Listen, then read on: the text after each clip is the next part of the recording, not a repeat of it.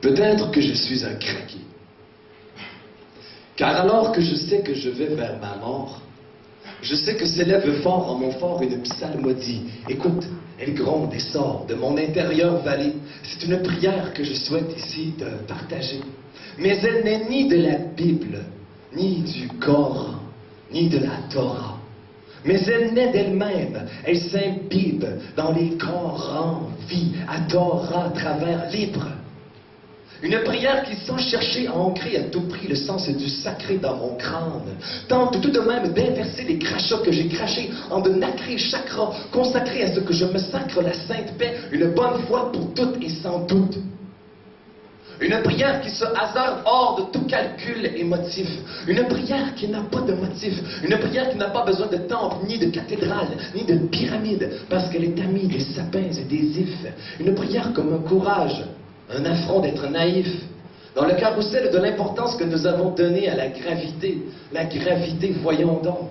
Ma prière rumie en me répétant la vie, c'est de l'impro faite, de votre mieux pour être votre propre prophète. Il suffit de rester zen, la tête et le cœur en fait, trop facile de fuir le Raël, de devenir des professionnels du doute, des protestants, la foi des autres. Chaque apôtre attrape ce qu'il peut, c'est bon si tu attrapes autre chose que ce que tout le monde veut.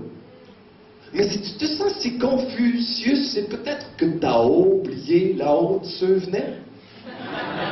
Au fond, chacun dans son corps a son propre minaret, que ce soit Azan de l'évêque ou les Upanishads qui retentissent ou un gospel, c'est toujours le même mantra qui se tisse. Poupou, poupou, poupou, une prière lisse qui s'émisse dans les interstices de l'être, qui fait pousser le factice, le fanatisme et les balises du paraître. Une prière aux échos de la ville 10. Rappelle-toi des pays de là-bas et l'or que nous avions pour rien dans nos bras. Nos maisons n'avaient même pas de porte et la foi nous n'en parlions pas tant elle était là. Enfin, évidemment que je suis là et je capote. Mais de capoter dans ce monde à l'envers, ben, c'est un peu de se remettre à l'endroit. Ma prière constate la déchéance, même en moi. Mais elle donne semence à croire que même la haine au fond d'elle, même la haine au fond d'elle-même, elle-même. Peut-être que je suis un craqué, mais comme le dit le derviche conteur à sa manière, vive les craqués, car c'est eux qui laissent passer la lumière.